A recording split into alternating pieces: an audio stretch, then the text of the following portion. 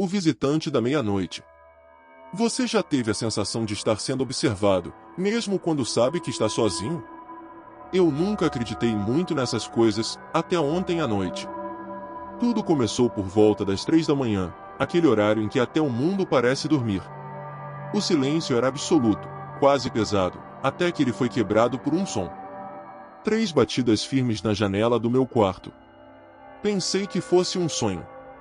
Eu moro no segundo andar de um prédio antigo, e minha janela dá para um beco estreito onde nem o vento parece alcançar. Quem bateria ali, e por quê? Levantei-me devagar, a garganta seca e o coração martelando. Afastei a cortina com cuidado, mas me arrependi no mesmo instante. Ele estava lá. Um homem parado do lado de fora, flutuando. Sim, flutuando, como se o chão tivesse decidido não mais sustentá-lo. Usava um terno preto impecável, mas parecia fora de lugar, como se pertencesse a uma época muito antiga. Sua pele era pálida, quase translúcida, e os olhos eram negros, sem brilho, como 2 poços sem fundo. Eu queria correr, gritar, fazer qualquer coisa, mas fiquei paralisado. Foi quando ele abriu a boca. Não saiu nenhum som, mas algo se formou na minha mente, como um sussurro vindo de dentro: me deixe entrar. Me deixe entrar. Essas palavras giravam na minha cabeça como um eco, cada vez mais alto, mais insistente. Eu não posso. Não vou, pensei, mas ele parecia ouvir meus pensamentos. Um sorriso se formou em seus lábios, revelando dentes finos e afiados. Não um sorriso amigável, mas algo predatório, como se estivesse se divertindo com o meu terror. Tentei me convencer de que era um pesadelo. Pisquei várias vezes, apertei os olhos com força, mas ele ainda estava lá. Me deixe entrar, repetiu o sussurro, dessa vez mais firme, mais sombrio. Minha mente estava em pânico. Por que ele queria entrar?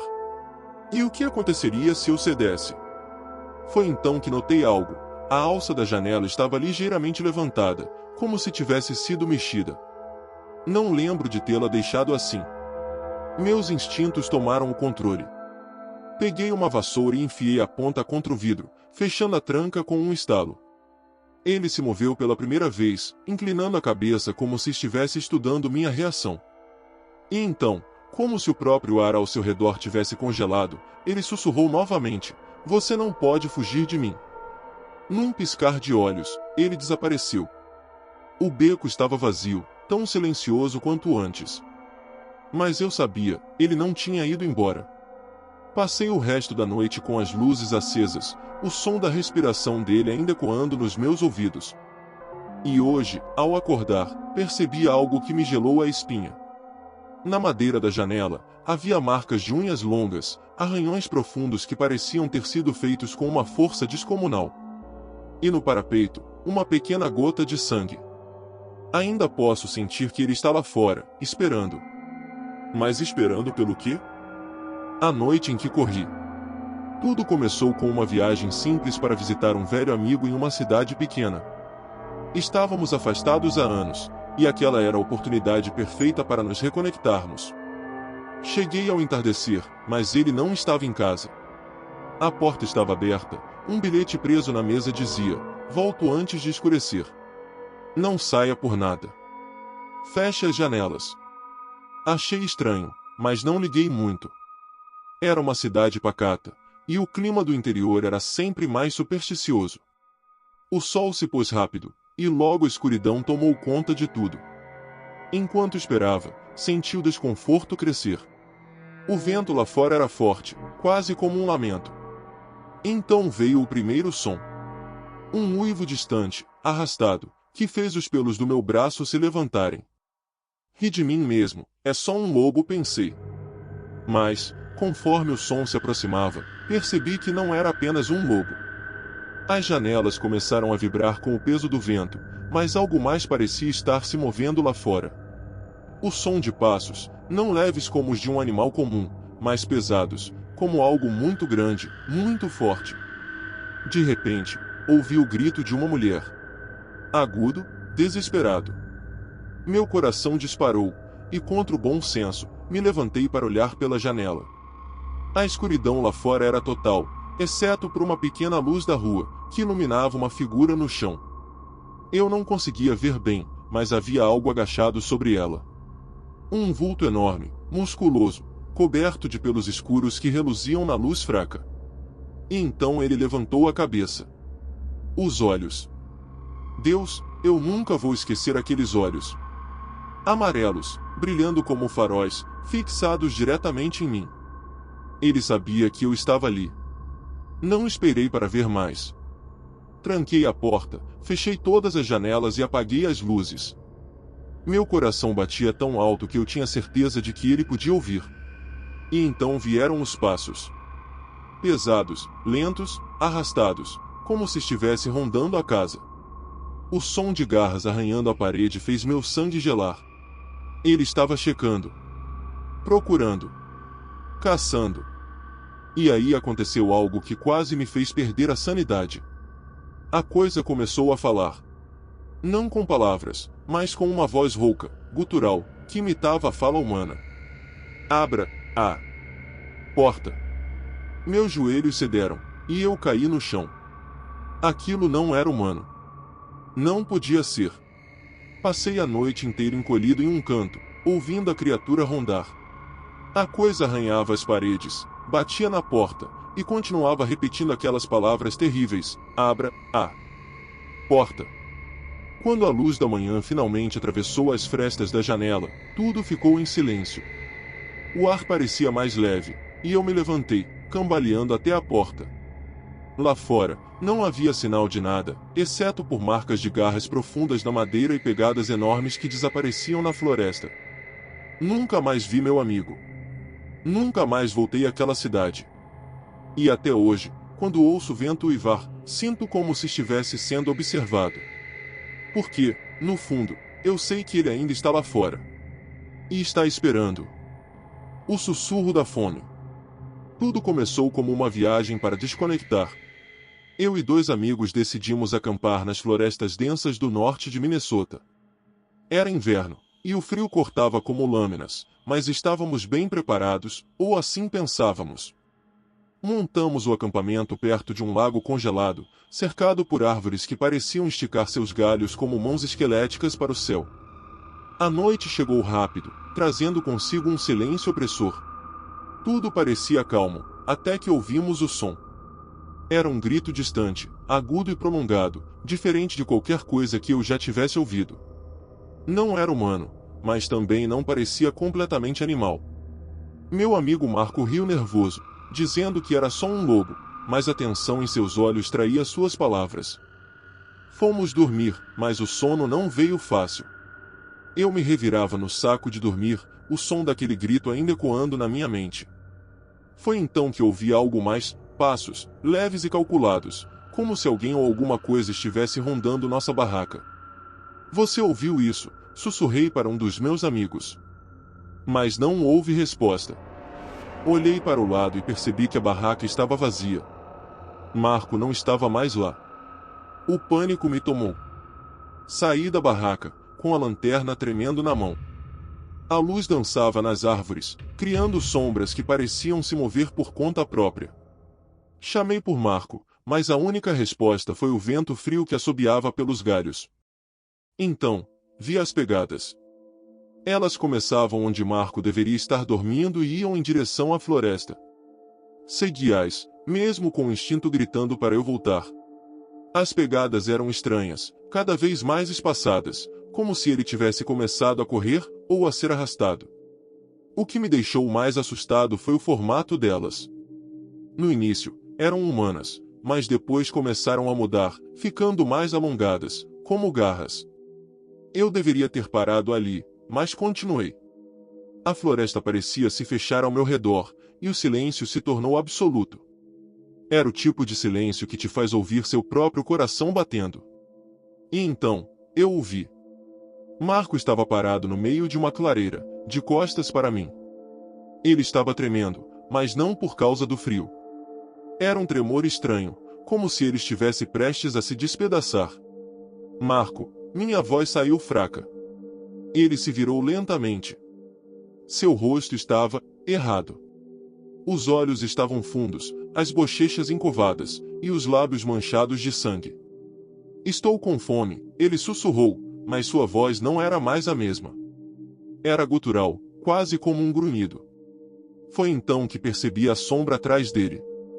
Alta, magra, com braços longos demais e um corpo coberto por uma pele cinzenta que parecia esticada sobre ossos. Seus olhos brilhavam em um amarelo doentio, e sua boca. Deus, aquela boca era cheia de dentes afiados, prontos para rasgar carne. Corri. Não pensei, não olhei para trás. O som da coisa me seguindo era como madeira estalando, misturado com grunhidos que pareciam zombar do meu medo. Quando finalmente cheguei ao acampamento, a outra barraca estava rasgada, e meu terceiro amigo também havia sumido. Não tive escolha. Peguei tudo que pude e corri até encontrar o caminho de volta para o carro. Nunca mais vi Marco ou meu outro amigo. Mas, às vezes, quando o vento uiva nas noites de inverno, eu ouço aquela voz fraca, sussurrando com fome: estou com fome. A presença invisível. Quando eu me mudei para aquele apartamento, tudo parecia perfeito. O aluguel era barato, o espaço era amplo e a vista da sacada dava direto para o centro da cidade. Era o lugar ideal para começar minha vida nova. Mal sabia eu o que me aguardava. As coisas começaram pequenas, como sempre acontece. Objetos fora do lugar, luzes piscando, barulhos sutis à noite. Pensei que era a velha fiação do prédio ou o cansaço pregando peças na minha cabeça. Mas então, tudo escalou. Era uma noite de quinta-feira quando acordei com o som de algo caindo. Um baque forte, que veio da cozinha. Levantei, ainda sonolento, e fui verificar. Encontrei todas as cadeiras da mesa de jantar viradas, como se alguém as tivesse derrubado ao mesmo tempo. Engoli em seco e arrumei tudo. Só uma coincidência, pensei. Talvez um tremor, mas quando me virei para sair, senti algo. Não era vento, não era som, mas uma sensação. Era como se alguém estivesse parado atrás de mim, respirando na minha nuca. Não tive coragem de olhar. Voltei para o quarto e me tranquei. Na manhã seguinte, as coisas estavam piores. Livros que eu havia organizado estavam espalhados pelo chão. A televisão ligava sozinha e mudava de canal incessantemente. Um arranhão longo e profundo apareceu na porta do banheiro, como se algo tivesse tentado entrar. Mas o pior ainda estava por vir.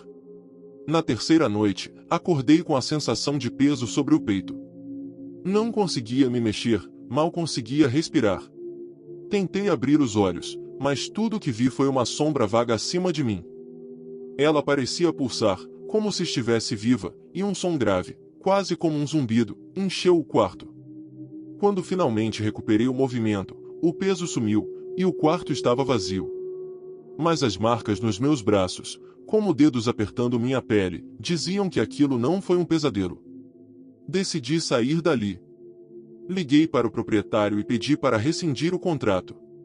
Ele não parecia surpreso. Você aguentou mais do que os outros, ele disse, quase com desdém. Antes de ir embora, fiz questão de perguntar: o que há de errado com esse lugar? Ele hesitou por um momento antes de responder. Ninguém sabe ao certo. Mas, alguém morreu aí há muito tempo. Um assassinato. O corpo nunca foi encontrado.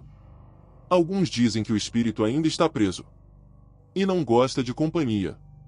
Arrumei minhas coisas e saí naquela mesma noite. Mas mesmo agora, meses depois, sinto que não escapei completamente. Às vezes, quando estou sozinho, ouço aquele zumbido grave novamente. E então percebo que nunca estou realmente sozinho. O perfil sem rosto. Você já teve aquela sensação estranha enquanto navegava na internet tarde da noite?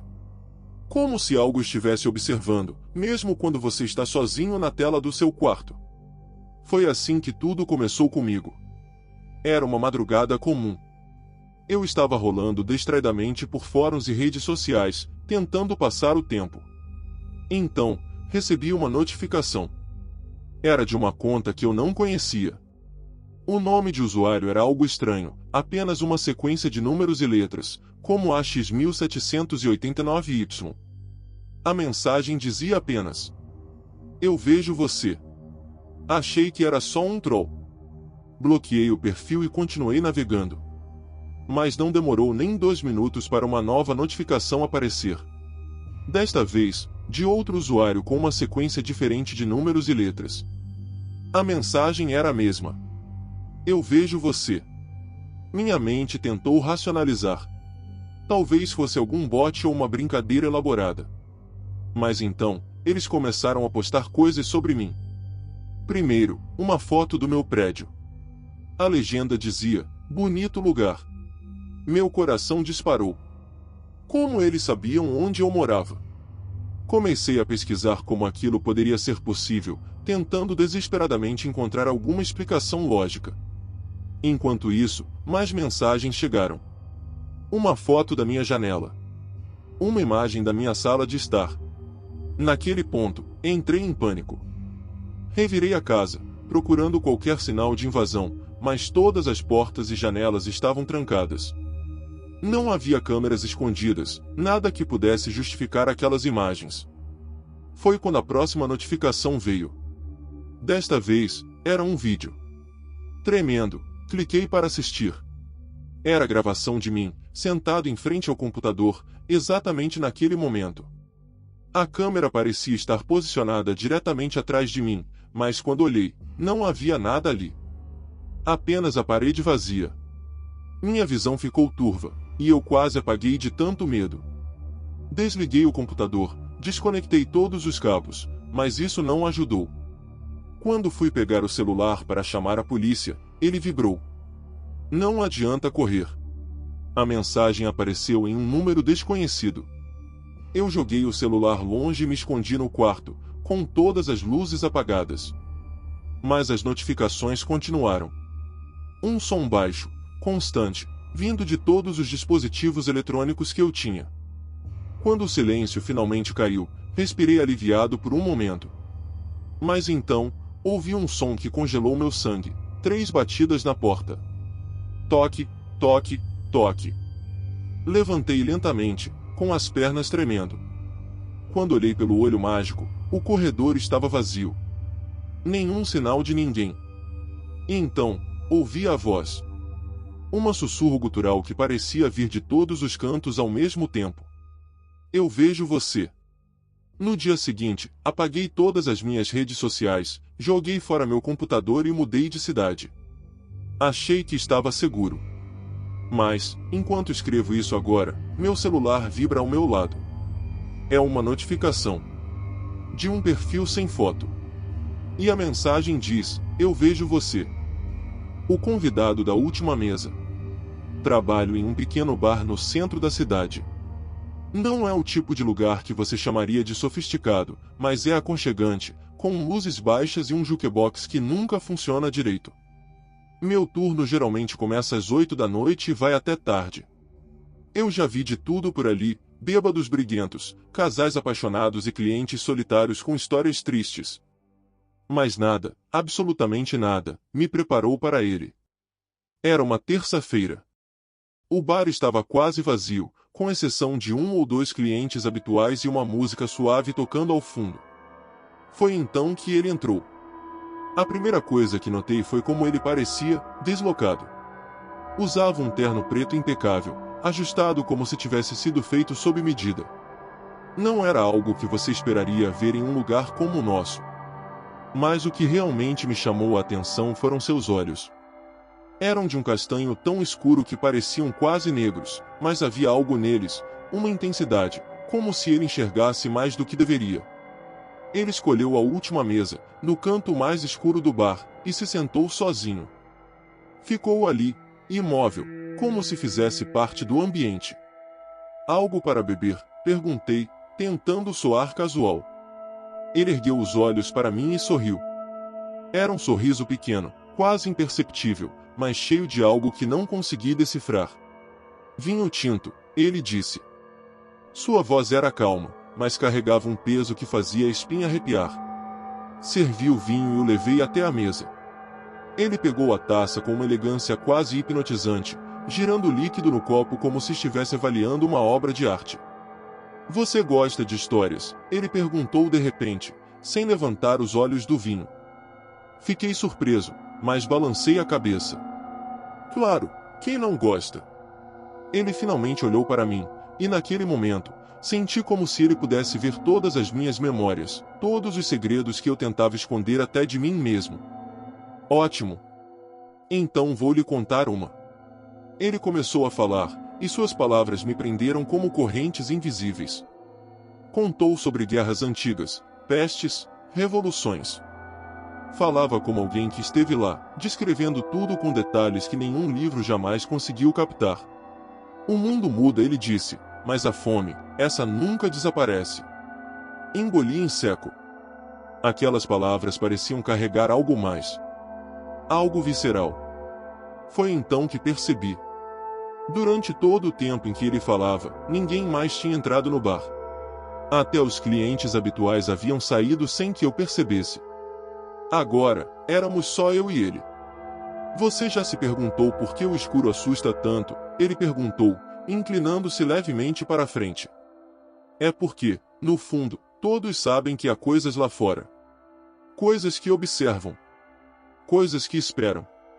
Minha garganta estava seca, e minhas mãos tremiam. Ele se levantou, deixando a taça intocada na mesa. Obrigado pelo vinho, ele disse, enquanto se dirigia à porta. Antes de sair, ele se virou para mim mais uma vez. Nos veremos novamente, disse, com um sorriso que agora revelava algo mais, algo afiado. Ah, e um conselho, não feche o bar tão tarde. Algumas criaturas têm sede. Ele desapareceu na noite. Tentei seguir com o trabalho, mas algo me fez olhar para a taça. O vinho ainda estava lá, mas era mais escuro do que deveria ser. Quase negro. E quando me aproximei, senti um cheiro que jamais vou esquecer. Não era vinho. Era sangue.